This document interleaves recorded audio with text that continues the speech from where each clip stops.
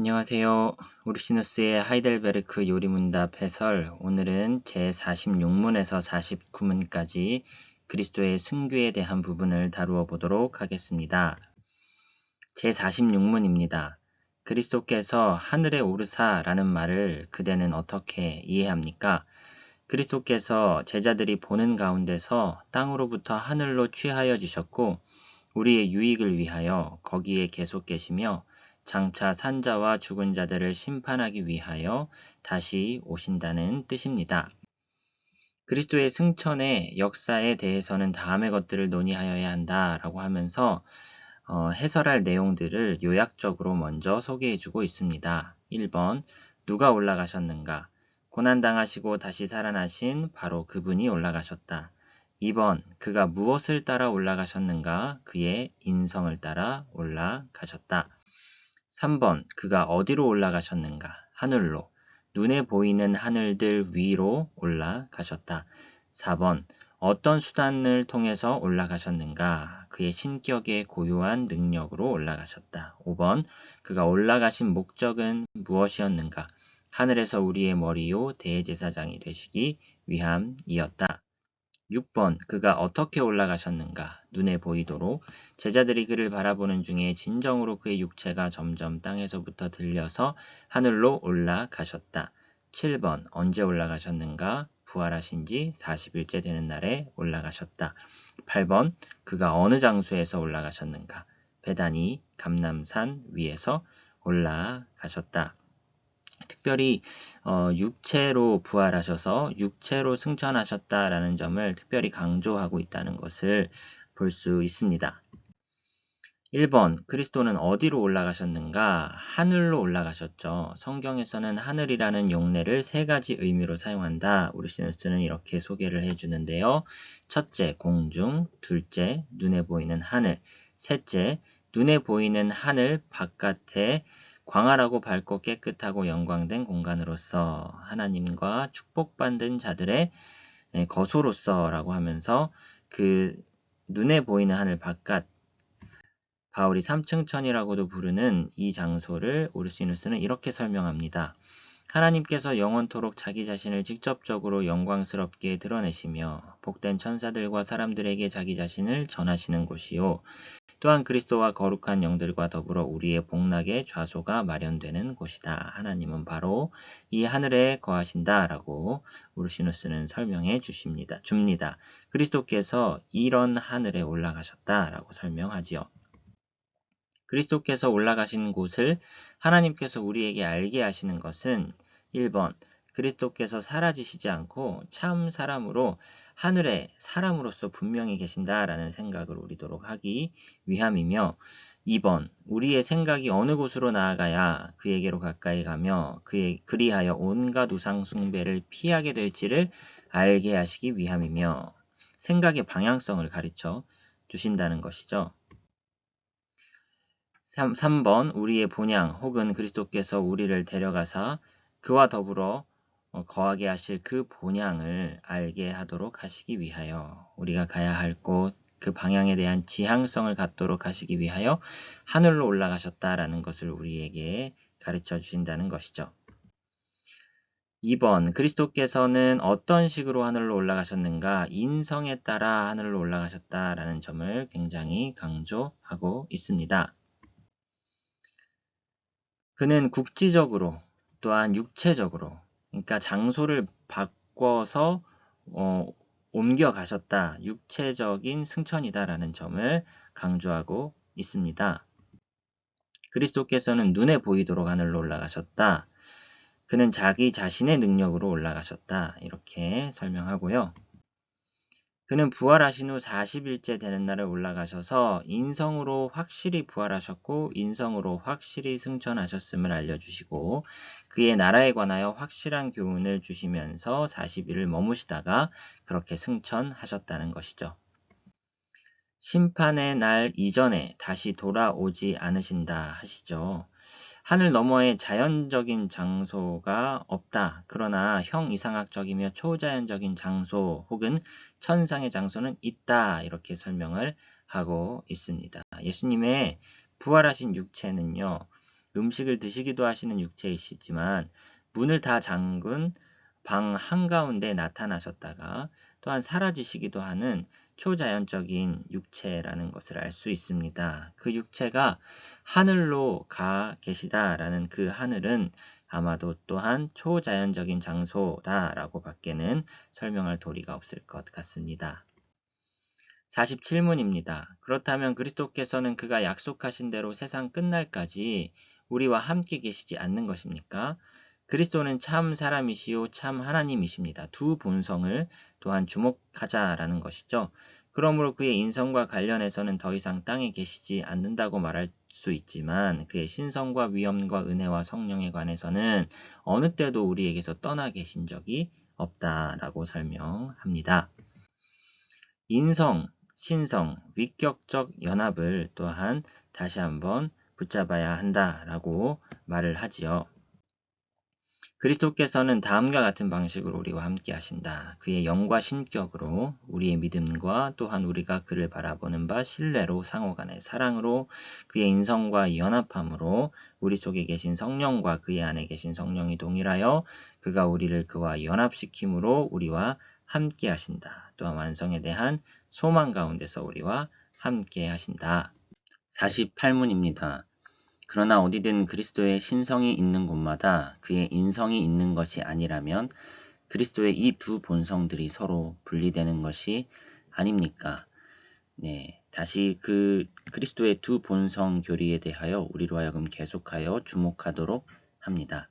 답을 읽겠습니다. 결코 그렇지 않습니다. 신성은 제한을 받지 않고 편재하므로 그가 취하신 인성의 영역을 뛰어넘으나 그럼에도 불구하고 신성이 이 인성 속에 있고 또한 인격적으로 인성과 연합한 상태로 남아 있습니다. 신성과 인성은 구분되나 연합한 상태로 속성의 교류를 통해 한 위격 속에 거하신다. 이렇게 설명을 계속해야 할 것 같습니다. 두 본성들이 연합되어 있고요. 각자의 본성들은 여전히 구별된 상태로 있다. 만일 둘 다 무한하여 어디든지 있다면 인성의 속성이 신성의 속성으로 변화되는 것이 되고 말 것이다. 두 본성을 동일하지 않습니다. 연합되어 있다라고 설명을 하죠. 따라서 구분되나 분리되지 않는다라고 설명을 하는 것이죠. 인성과 신성이 각각의 속성을 공유하면서 서로 교류하는 연합의 상태로 존재한다라고 다시 한번 설명할 수 있겠습니다. 3번 그리스도께서는 무슨 목적으로 하늘로 올라가셨는가?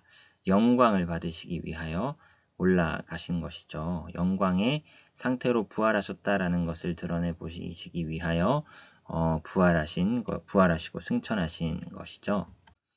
그리스도께서 세 가지 점에서 우리의 유익을 위하여 하늘로 올라가셨다. 하늘에서 우리를 위하여 간구하시기 위함이다.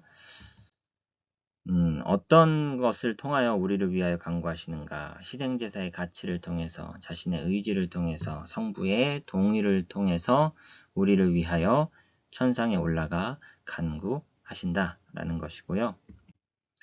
우리 역시 하늘에 올라가게 하기 위함이요. 또한 그에 대하여 우리로 하여금 확신을 갖게 하기 위함이었다. 그래서 우리의 머리로서 먼저 천상에 오르시고 지체인 우리를 나중에 반드시 천상으로 불러내실 것이다. 이렇게도 설명을 할 수 있겠습니다. 성령을 보내시고 그를 통하여 세상 끝날까지 교회를 모으시고 위로하시고 보호하시기 위함이었다. 천상에 올라가셔서 성령을 우리에게 보내주신다고 약속하셨고요. 물론 구약시대에도 성령을 베푸신 적이 있으시지만 승천 이후인 오순절과 같을 정도의 풍성한 성령의 베품은 아니었다라고 우르시누스는 승천 이전과 이후의 성령의 풍성함 정도를 비교하며 구분합니다. 4번 그리스도의 승천은 우리의 승천과 어떤 점에서 다른가? 일단 같은 점을 먼저 논하는데요. 그와 우리가 모두 동일한 곳으로 올라간다. 둘째, 그와 우리가 영광스러운 상태로 들어간다라는 점을 같은 점으로 꼽은 이후에 다른 점 첫 번째로 그리스도께서는 그 자신의 고유한 능력과 더불어 승천하신 반면에 우리는 그리스도를 힘입어 승천하겠죠. 둘째로 다른 점, 그리스도께서는 승천하셔서 우리의 머리가 되셨고 우리는 승천하여 그의 지체가 되는 것이죠. 승천하였으나 같은 장소에 영광스러운 상태로 머물 것이지만 여전히 그리스도와는 구분된 하등한 존재로 상태로 천상에 머물게 될 것이다 라는 것이죠. 그리스도의 승천이 우리의 승천의 원인인 것이죠. 그리스도께서 완전히 승천하셨으나 오직 그의 인성에 관해서만 승천하신 것이요 그의 신성에 관해서는 승천하시지 않고 땅에 남아 계신다. 이렇게도 설명을 하지요. 그리스도는 두 본성이 있으시니까요. 그러나 우리는 한 본성 밖에는 가지고 있지 않기 때문에 우리의 승천은 전체의 승천으로서 그리스도의 승천과는 구분된다라고 설명을 하고 있습니다. 49문입니다. 그리스도의 승천은 우리에게 어떤 유익을 줍니까? 첫째로, 그는 하늘에서 그의 아버지 임재 앞에서 우리의 대언자가 되십니다. 둘째로, 우리의 몸이 그리스도 안에서 하늘에 있는데 이는 머리이신 그리스도께서 그의 지체들인 우리를 취하여 자기 자신에게로 올리시리라는 확실한 보증입니다. 셋째로, 그리스도께서 보증으로 그의 성령을 우리에게 보내시고 성령의 능력으로 말미암아 우리가 그리스도께서 하나님의 우편에 앉아 계시는 저 위의 것을 구하고 땅의 것들을 구하지 않습니다. 승천은 우리에게 어떤 유익이 되는지를 세 가지로 정리해주고 있습니다. 그가 우리를 위하여 아버지께 간구하시죠. 승천하사 우리를 위한 간구를 해주시고 계시다. 한 번에 행하신 영원한 희생제사를 힘입어서 구약의 성도들은 미래에 치르실 희생제사를 통하여 우리를 위하여 간구하시고 우리 신약의 성도들은 이미 행하신 희생제사를 근거하여 우리에게 은혜를 베푸시고 간구를 해주신다라고 설명을 합니다.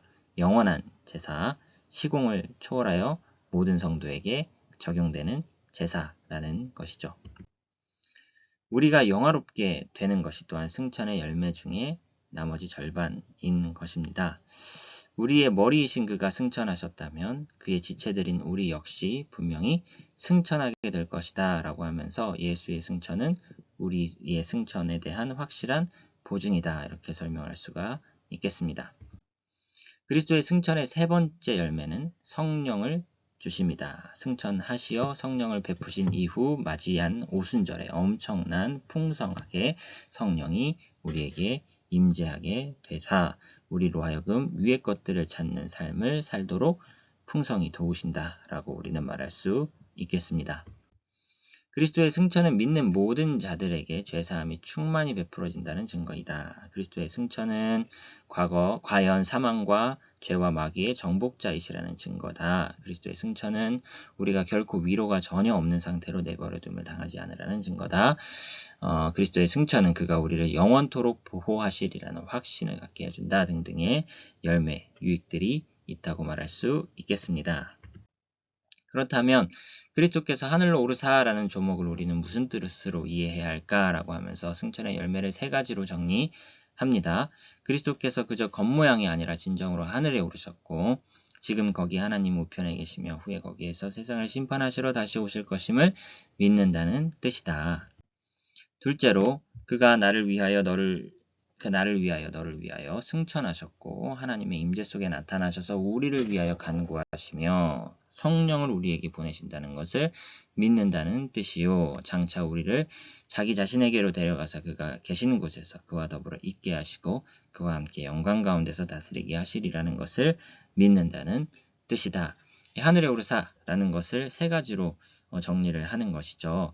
확실히 우리를 하늘에 오르게 하실 것이다. 하늘에 오르사 우리를 위하여 여전히 대언해 주신다. 하늘에 오르사 우리에게 풍성한 성령을 베푸사 우리를 신실하게 하나님의 나라로 인도해 주신다. 라는 식으로 세 가지 정도로 정리해 볼 수가 있겠습니다. 결론입니다. 그리스도는 승천하셨습니다. 인성으로 승천하셨으나 신성으로 우리와 함께 하십니다.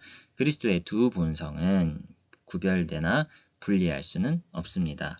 승천하사 우리의 대언자가 되시며 우리의 승천을 확실히 보증하시며 성령을 충만히 보내사 우리로 하여금 하나님 나라를 이뤄가는 삶을 살도록 해 주십니다. 오늘의 내용을 이렇게 정리해 보았습니다. 오늘은 여기까지 하겠습니다. 수고 많으셨습니다.